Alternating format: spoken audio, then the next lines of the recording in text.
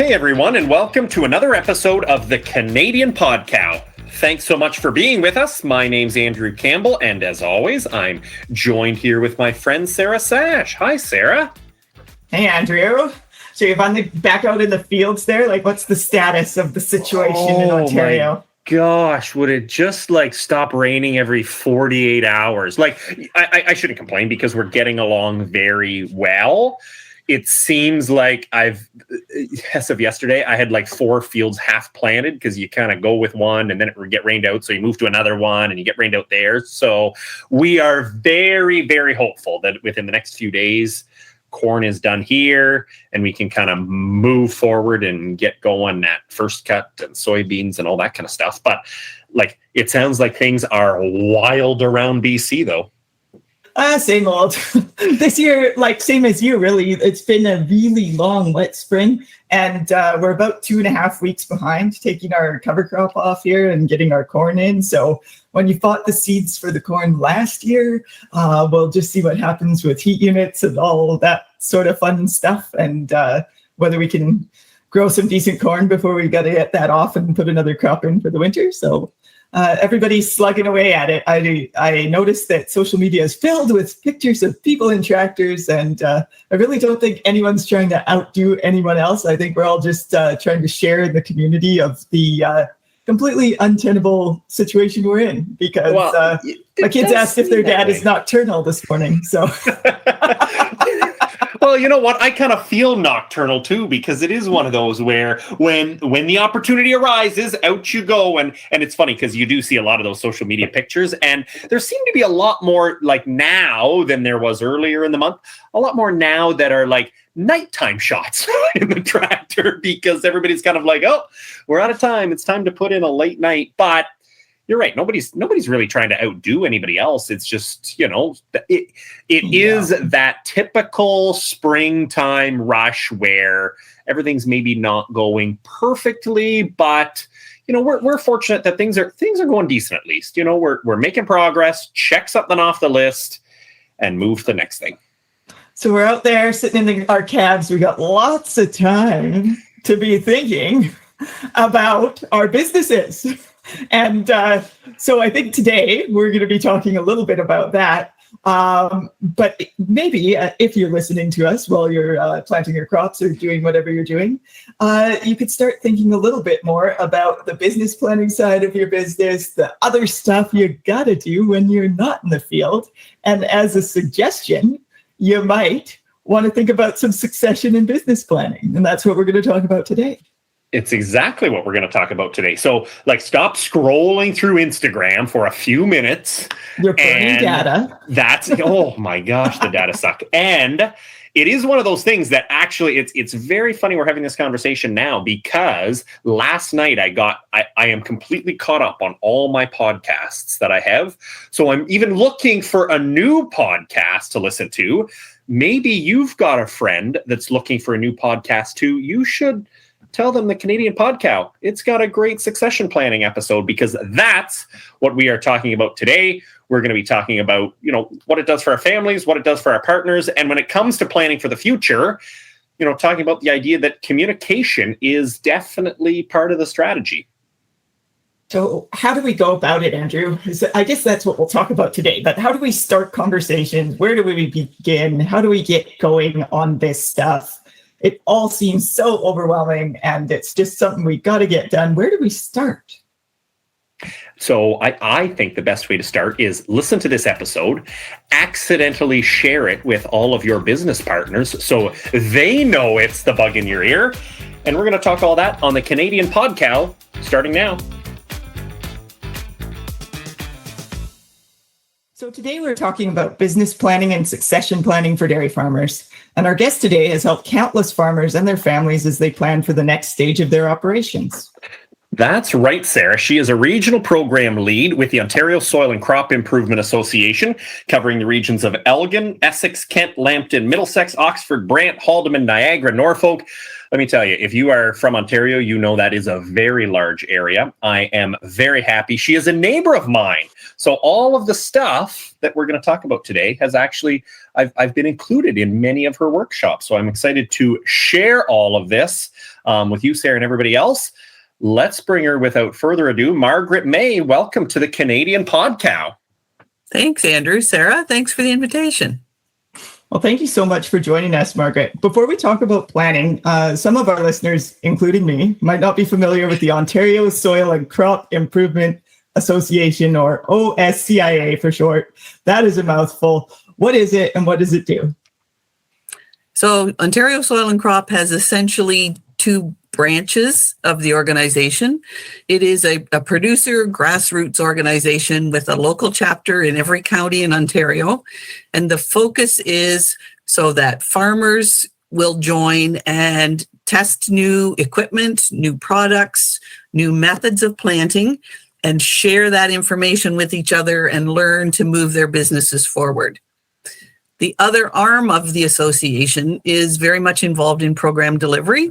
So we were hired to start to deliver programs for both levels of government, so for the feds and the province, as well as some private industry. And we've been at that for about 35 years. Our big flagship program is the Environmental Farm Plan, which I'm hoping everybody's heard of.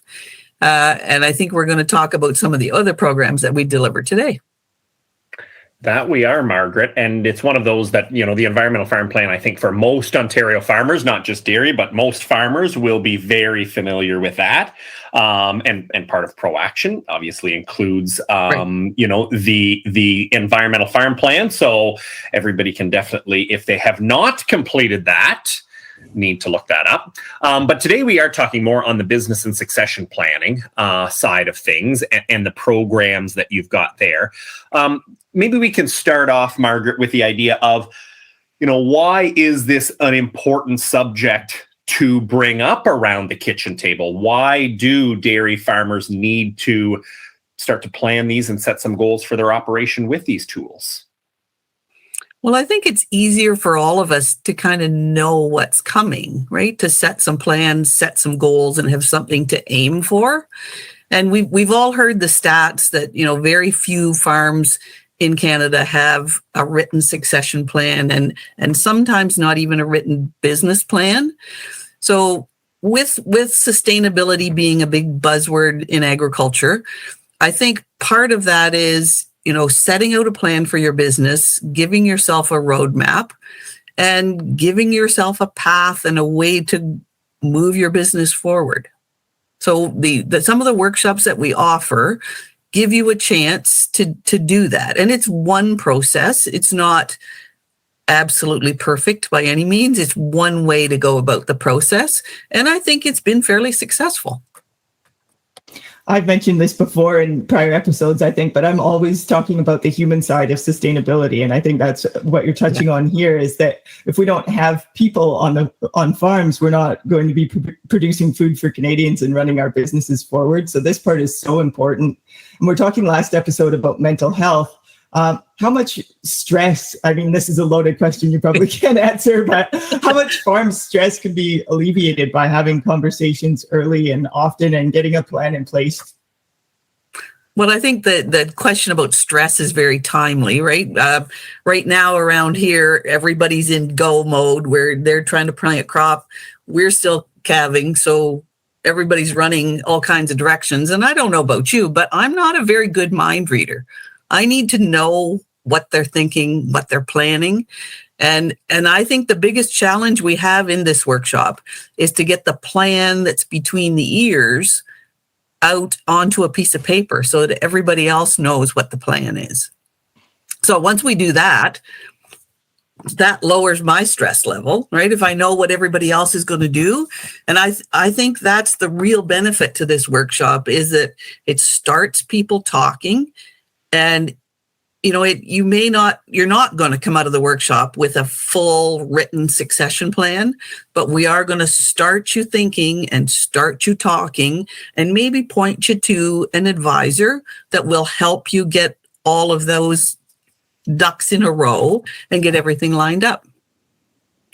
Yeah, I certainly have found the same thing, Margaret, that even though I make plans and don't share with anyone, that maybe it's not what everybody else was thinking the whole time, that you do need that community. Yeah, imagine. I thought they would agree with me right away and they'd know what I was thinking. It does not work that way.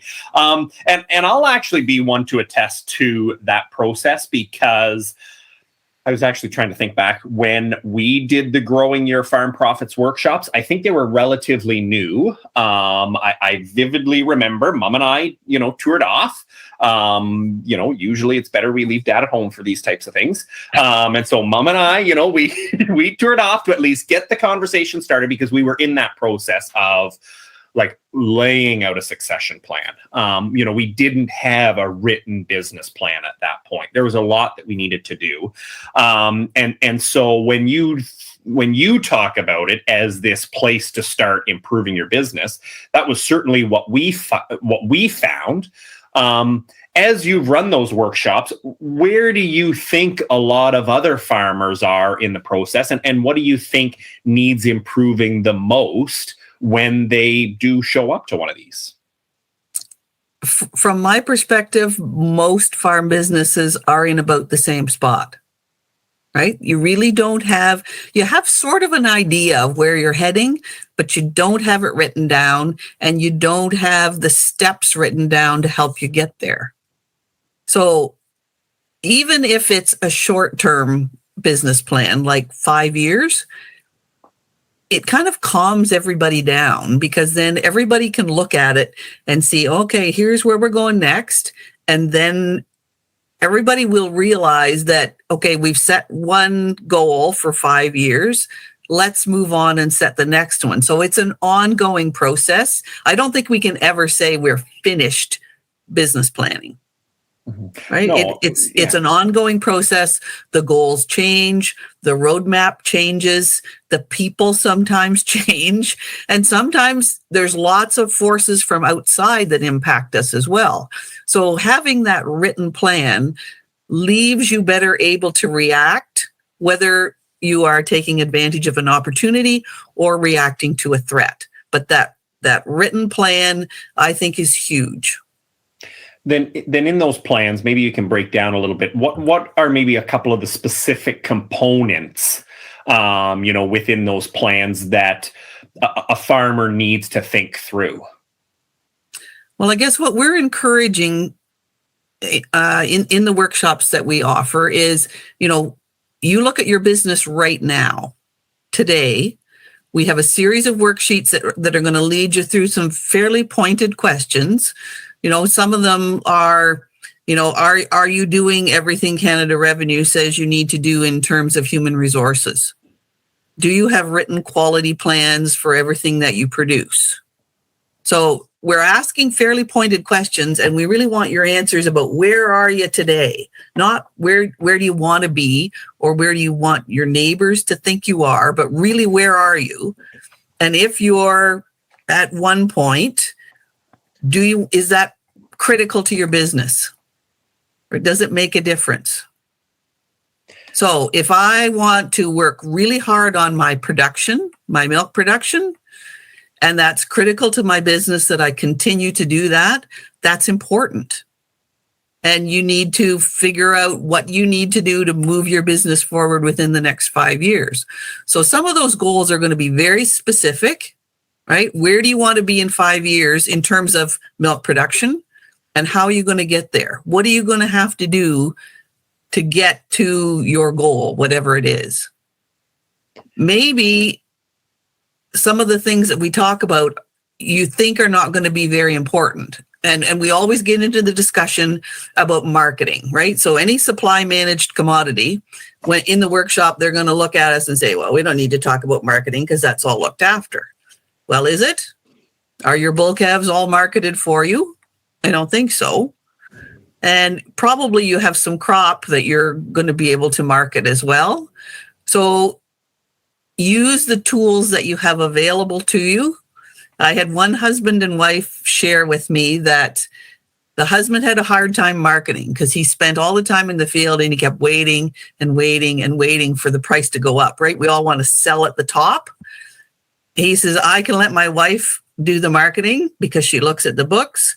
She determines what the cost of production is. She knows when it's, when we're going to make money off it. And she's able to pull the trigger because she's not quite as attached to the crop or as attached to some of the livestock. So I think that's a good tool, right? Use the strengths of the people that you have. And if that thing isn't a strength within your business, hire somebody else to do that for you. I have a vivid memory of two gentlemen who sat next to each other in the workshop. They knew each other, but they weren't close. And one shared that his pet peeve was to have to sit and input data into his farm books on a regular basis. He absolutely hated that. So it didn't get done very often. And as a result, he wasn't very current with some of his inputs. So he discovered that he hired somebody to come in for, a couple hours a week and do that data entry for him. And it turns out that the two guys who sat together, they share that individual because they both shared that definite dislike of sitting in front of the computer. So they got real benefit out of that workshop, nothing from what we prepared or shared, but they discovered they could share an employee and made a huge difference to their business. Well, and I think just having that kind of, not even just like-minded individuals. I mean, we're all farmers, we share a lot in common that way, but coming to that workshop probably in a very similar state of mind or a very similar state of business in that you recognize you need help. And so, I'm just curious that, while it's not necessarily relevant for everybody across the country, for those that are in Ontario, these workshops, how does someone go about getting into one? So we offer these workshops kind of year round in various locations across the province. You register online or by talking to some of us at the field staff. So Ontario Soil and Crops website is ontariosoilcrop.org, and you can sign up for workshops. The workshops are free. And there seems to be a bit of a feeling across the countryside that, if I'm not paying for it, it can't be worth very much. And I would definitely disagree with you on this one. This workshop has evolved considerably when we first offered it. And I've had some folks attend who kind of had part of their other life spent in Bay Street type businesses and are now in a farming operation.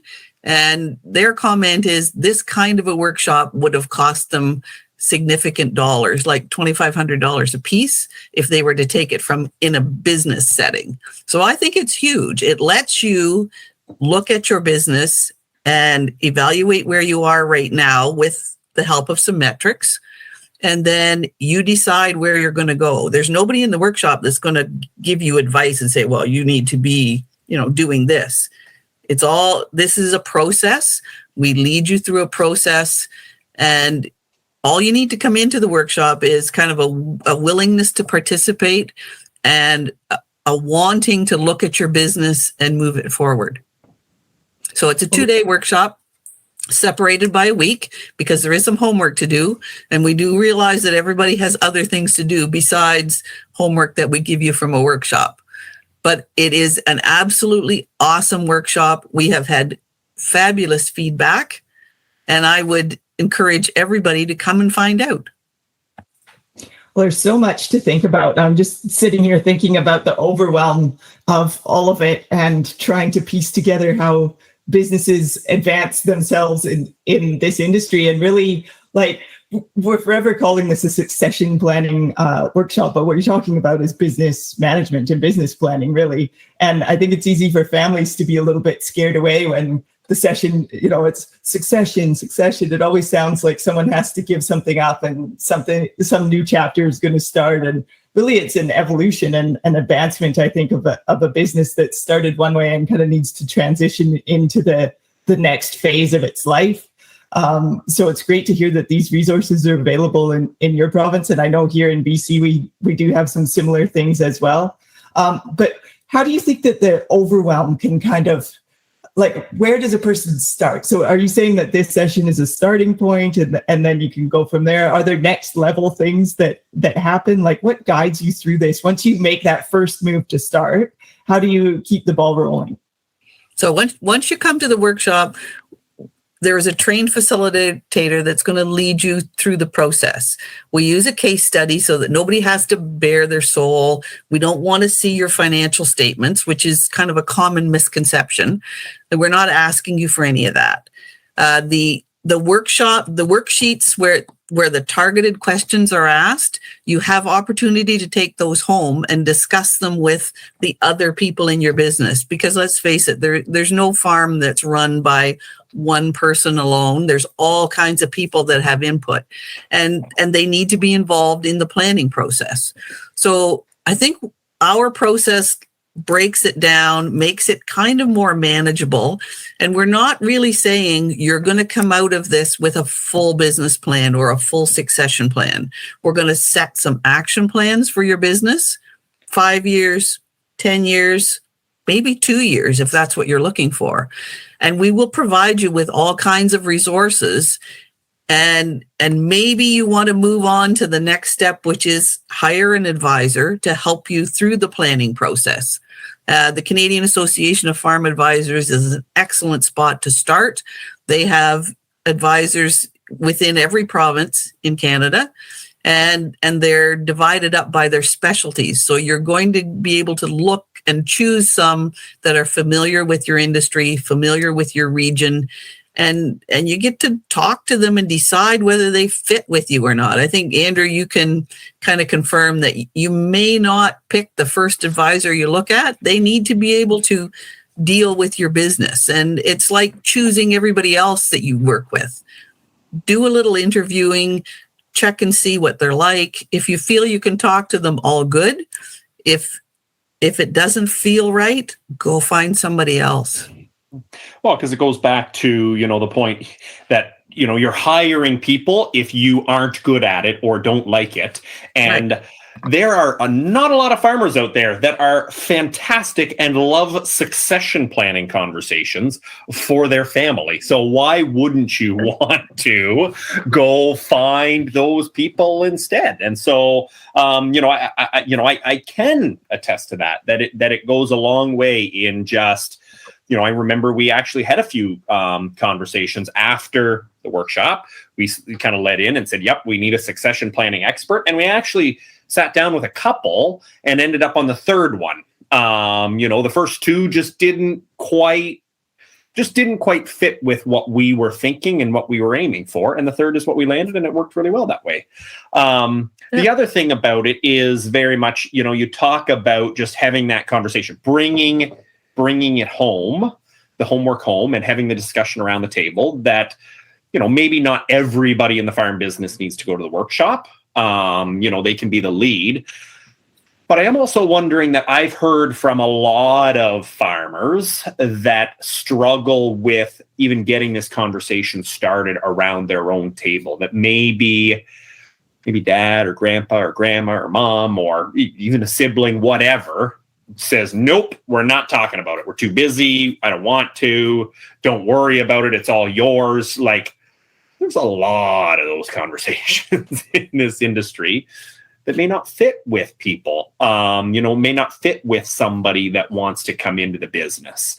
I guess I'm curious, how do you think people should go about what can be a pretty tricky, maybe sometimes awkward, sometimes hostile conversation on this type of stuff? Well, I think we kind of give you some suggestions about how to approach some of those conversations. Some folks have said, well, I'm coming to the workshop. I'm going to take the binder home. I'm going to leave it on the kitchen table.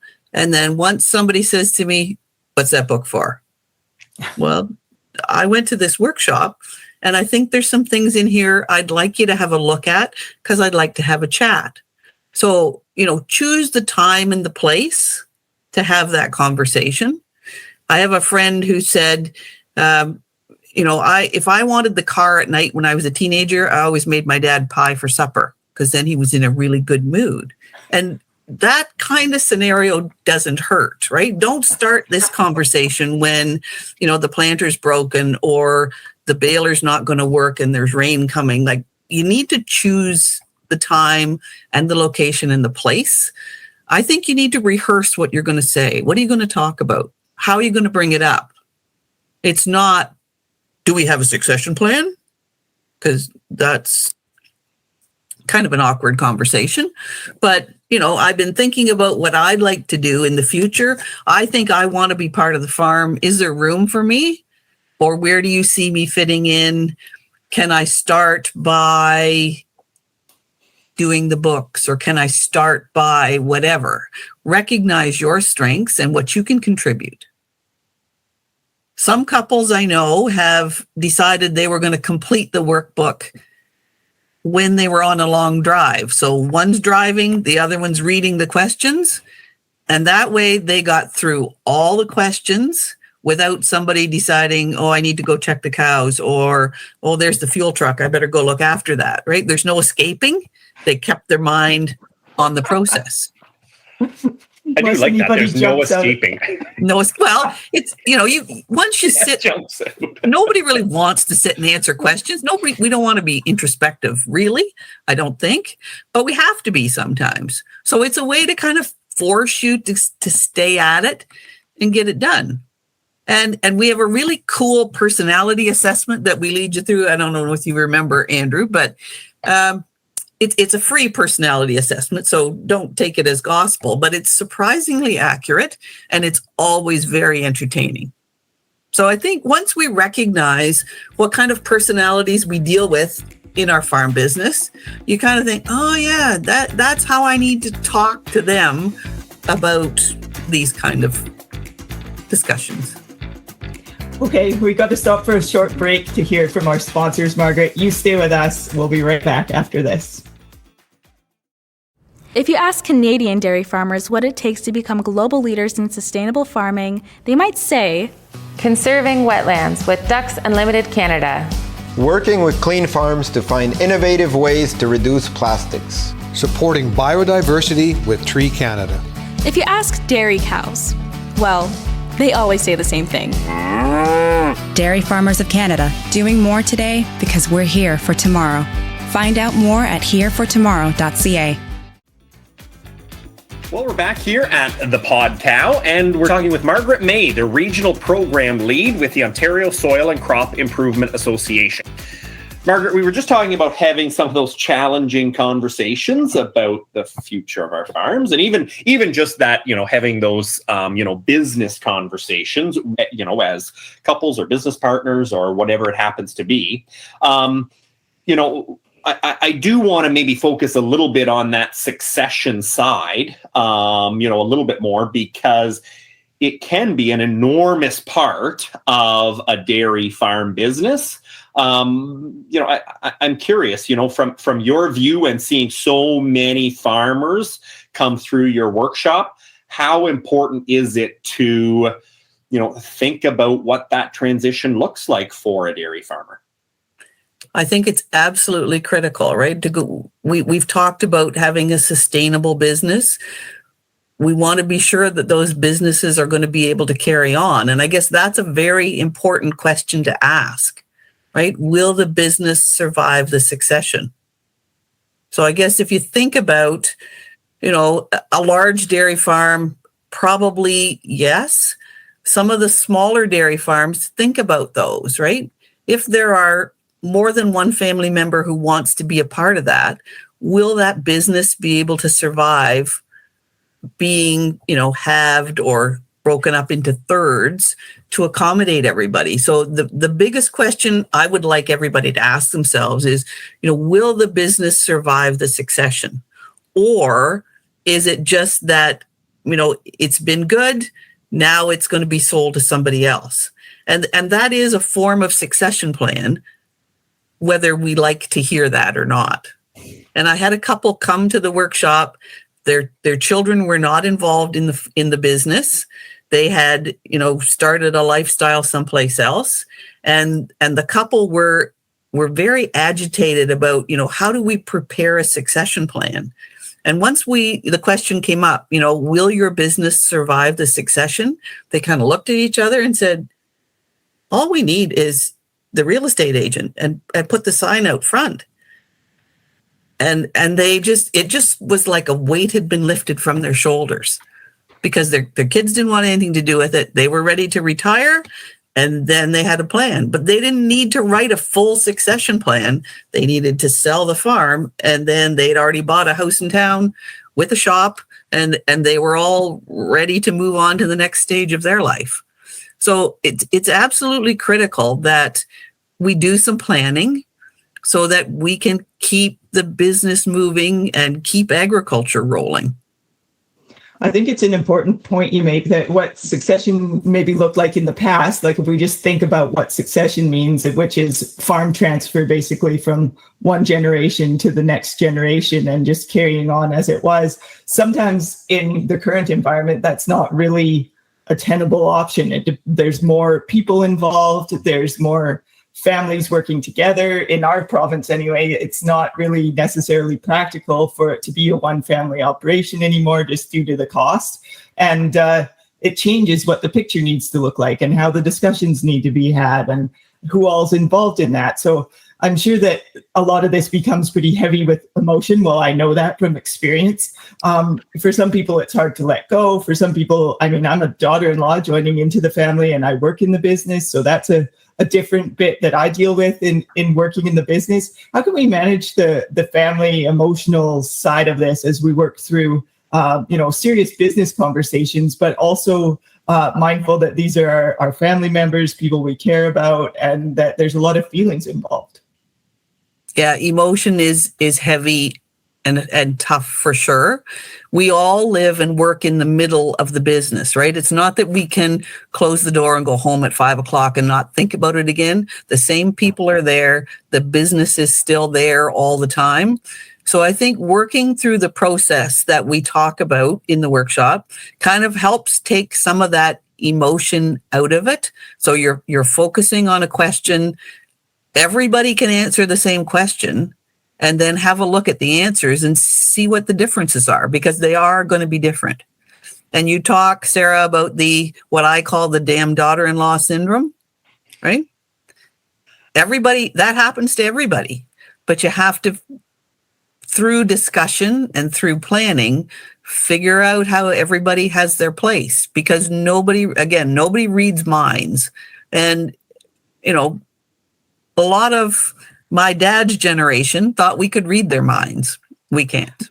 And there's an astronomical number of skills that outside people can bring into businesses. We're seeing now that, my role on the farm, I'm involved. I do bookkeeping. That is not my strong point, but I get it done. But communication and business planning and all of these things that we're talking about are skills that people joining your family can bring to the table and advance your business with. So it's all about finding out who's involved and leveraging those to the best of your business to see it into the future. And maybe they're good at HR, so they can help manage, some employees. Maybe the social media is their forte, and that helps with addressing the social responsibility that your farm has. Maybe they're the ones who want to be on the milk committee, or do things away from the farm to represent your business. I think everybody has to figure out where they fit in the puzzle pieces, and then you can move forward. But you need to talk about it to be sure you've all kind of you're moving in the same direction together. Then, I'm just kind of curious, from the fact that there are so few written succession plans in the country. Tell me if I'm wrong. The last number I saw was like 10% or something, like astronomically low for the number of farms, plus obviously the value of so many farms. why do you think it's only 10%? Like, from those ones you're talking to, is it just they don't want to have the conversation? Is it that they're worried about paying a succession advisor? Is it time? Like, what's holding so many up from actually getting this done? Well, I think the biggest obstacle is nobody talks about it, right? Nobody goes around saying, well, we got our succession plan done. That's not a sexy thing to talk about. You buy a new corn planter, everybody wants to come and see it. You tile a farm, everybody can see that you did that. So you have something to talk about. But a succession plan talks about how we feel, how our business is going to move forward, who's going to be involved and maybe who's not. It's a very personal thing, and we really don't share that it's written, and just because it's written doesn't mean it's done. So I think it's a process. I think there are a lot more farms in the process of planning for succession, but they don't maybe have a formalized written plan that they've had an advisor help them prepare. And it does cost money. It does take significant time. Like, it's not a 6-month job. Sometimes it's not a 12-month job, because farming has to happen. So you don't have all your time and energy to devote to planning. You need to pick and choose those times that work. I think if we keep pushing away at talking about the benefits of having a plan, that will spur more people on. And I think probably there's more than 10%, but it seems to be 10% that will admit to having one. And I think probably the other thing is, once you admit you have a succession plan, if I'm saying, well, we have a succession plan for here, that means I'm not involved anymore. I'm not here. And I don't really want to talk about that. I can definitely attest to the fact that when we started our succession plan, I was like, this is so easy. We get along very well. We know what's going to happen. It'll be fine. And not to say we don't get along well. Like, I think we were fortunate that the succession plan was, just kind of one coming home and, doing that. But it took so long, because you do get into that, like, this time of year, I'm like, well, I'm not having a succession planning meeting. I'll do that in June. And then in August, you're like, oh, wait, we should have had a succession plan meeting. Like, it just carries on and on. But it just is at least that process where, okay, let's start that conversation, and then set a time aside down the road and have another conversation, and just try to, basically almost make a plan for making a succession plan. Right. And I think that committing to plan happens in other parts of our business, right? We do, you plan your crop rotation, you plan your breeding of your cows, you plan when you're going to do hay. We need to just incorporate the business planning as another part of that. And if we keep at it regularly, it's like everything else. It becomes easier, and it makes more sense. It keeps us moving forward. I think a person too, like for me, not to get too far down the path of my personal story, but coming into a farm business, and I came from the business world and joined a family farm and wanted to know some of these things. So I actually picked up the planning side of things, and that was kind of a thing that I pushed forward for our family. You have to have someone who is actually taking that up and spending the time and driving it forward. And in our case, we did a lot of this work way back early on when I was just new to the family. And then we actually had the unfortunate circumstance occur of my father-in-law passing away. And everybody looked around and was like, oh, what are you guys going to do now? And there's this huge loss of having lost a person from the family, like the person from the family. But we had the planning in place that allowed him at that time to not be concerned with the business at all. Like we were able to focus on the awful family thing that was happening at the time, and the business things were handled, and there was a plan. And I think that brought peace, not just to everyone trying to work through the thing, but really to him, to know that he could have some conversations with us at the end of his life and knew what was going to happen. And he didn't plan for that to happen to him at 63. But it was really a good thing. So I think I've talked a lot more about it since then, in that it's not always that it happens and there's no plan. Sometimes there is a plan, and there's some real benefits to that for everybody involved. So my question for you, Margaret, is what do you think? I guess I've touched on what I think kind of the thing is to have someone leading it forward and someone dedicated to that. But to you, what's the secret to a successful succession plan? I mean, we're all so unique. Different things happen. We can't control that. We're all just in the mix of life here. What should we do in order to not lose our way in the process and to actually get it done? Well, I think having a champion is really good. If you've got somebody who keeps pushing, and you do have to push, right, or drive, whichever way you want to go, push or pull, but you need a champion to reinforce the importance and the values. And I think setting some short-term goals helps, because if you can see, okay, in 2 years we're going to be to here, and once you get to there, you think, oh, that wasn't so bad, so let's set another one. Just keep going. I guess it all depends on what your definition of success is too, right? We've had some folks in the workshop that said, we know that the siblings are not all going to be part of the family business, but we still want to be able to get together for Christmas dinner.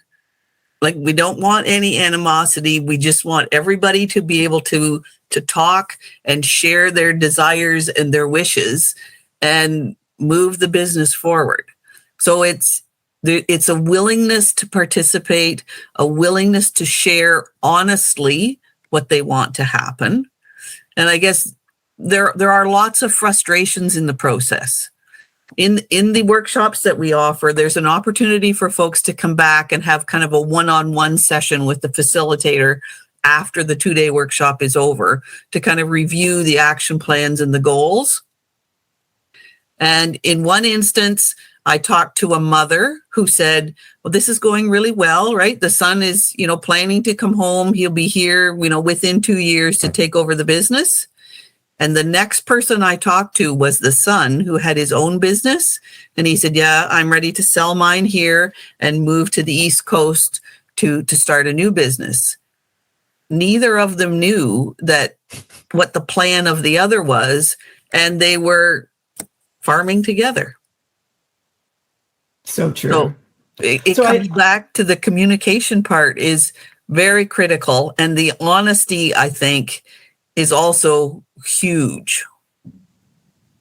Yeah. I guess as you're speaking there, I'm thinking about other people. Like, we've talked a lot about family people. We've talked about people joining the family, but I think it's becoming more practical. And in people that I've talked to across the country, and I've heard some pretty neat stories of family businesses who have started incorporating some other people, giving opportunities at ownership and at management roles to people who are not necessarily from their family, but are excellent people to be in agriculture and to find their place too in the business, maybe not necessarily as family members, but as business partners and as members of the team, I guess. So how early should we start talking about this? Like, how can we incorporate the interests maybe of longtime employees who might look to transition into the business? Like, how can we start looking at this a bit differently and creating a plan that serves everyone and really keeps the business alive, like you're saying, and keeps growing food or whatever it is for the future? Well, I think it's never too early to start, right? Everybody needs to start now. We all look back and say, well, I should have done that a few years ago.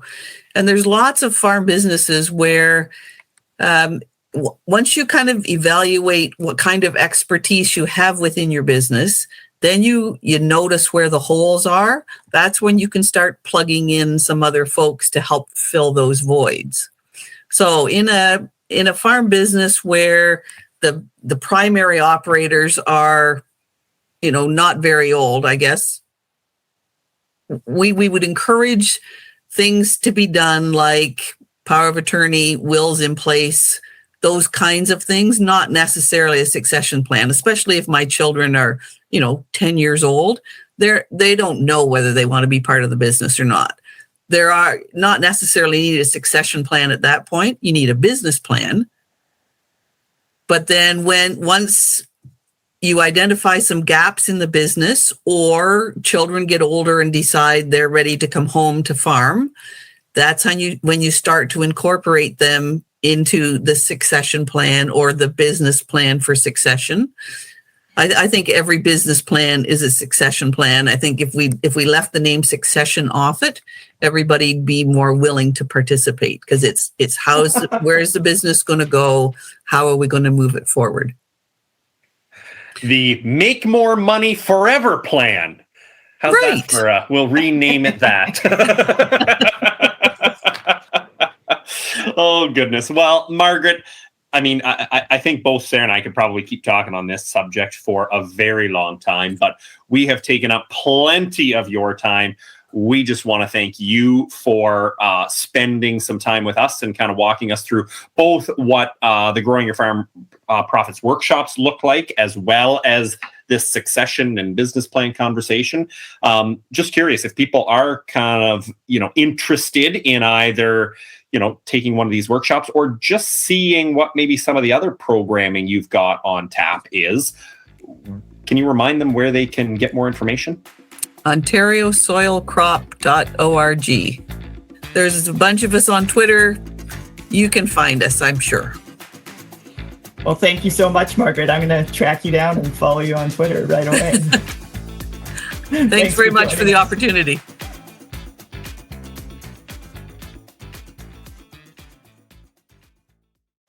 Well, Sarah, it is one of those things where, we can just, learn so much. And I know, even if your husband's going to jump out of the car because you're having those long, business conversations on the long drive east, I mean, I kind of like that idea. It gets you out of the busy mode. He would gratefully drive east to come and check out your barn, Andrew. Think of where the business would be if you drove to Ontario, Sarah. Yeah, it stitches me. Some point in the episode, I think I said, how do we just get this done? And then after I was like, done. Shouldn't have said that, because it really is something that you have to keep doing. You need your champion. You got to get going, and then you got to keep making time for it. You got to keep spending money on it. It's not different than anything else in the operation. So I think that part of it, that it's always ongoing. You're not going to just do a plan, get it over with, get it done. But it's pretty neat how many resources there are available to farms. And just listening to what you've got in Ontario kind of made me want to be like, oh, I wonder if they take transplants, like if we could see what your session is like and do a bit of a swap, because it's just so many different parts to it. And the way that Margaret presented it sounded different than anything I've seen here. It starts to feel like when you go to succession things, you kind of, I've been to a few of these, I've seen the same thing again. But I think the variety of things that are available at a low cost to farmers is just growing and growing. So it's pretty neat. I just would like to encourage everybody to access some of that stuff. I've done a few free things in the last year. And it is true, like she said, you think, this is free. Is it really? Nothing is free in the world. Someone is paying for those programs to happen.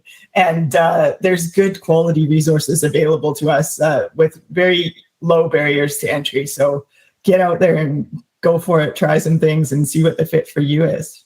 Yeah, absolutely. And I think that, as you mentioned, that's the Ontario version of it. But, as you said, there's lots of other resources out there. This all comes from that agriculture policy framework. That's that federal provincial agreement. So, that funding comes, and that's what Ontario has done with it. BC is going to do something different. Other provinces are going to do other things. So it's just about taking maybe a few minutes, maybe making a few phone calls, to that support network to see what's in your province, because, there probably is something along the lines that is going to help you think, past the typical production stuff that we all love to talk about and actually think big picture what the business and what the transition is going to look like. Yeah, once you get your head in the space of looking for this sort of thing, you do have to be a bit sleuthy in our province anyway to actually actively seek it out. You can't expect all of this stuff just to come to you. So taking that active role in trying to pursue this kind of stuff and getting out there and getting involved is a great idea. Well, as I mentioned, we could keep talking about this forever, Sarah, but we should let you go. Thank you so much for listening to this episode. We certainly wouldn't mind if you like this episode, if you like where Canadian Podcow is going, why not give us a rating, give us a follow on social media. If you've got comments and suggestions, by all means, drop us a note. We're on Facebook and Twitter, and we even have an official email, podcast@canadianpodcow.ca. We get any emails last time? Did anybody think to check the email? We should have checked the email, Sarah. We'll do that before the next one. I know we will. Send us a question. If you have a question so that we know we got an email, send us an email. So that's it for this episode of the Canadian Podcast. We'd like to thank Dairy Farmers of Canada for making this podcast possible. And of course, to our production team, Bruce Sargent and Carl Belanger. Thank you for listening to the Canadian Podcast.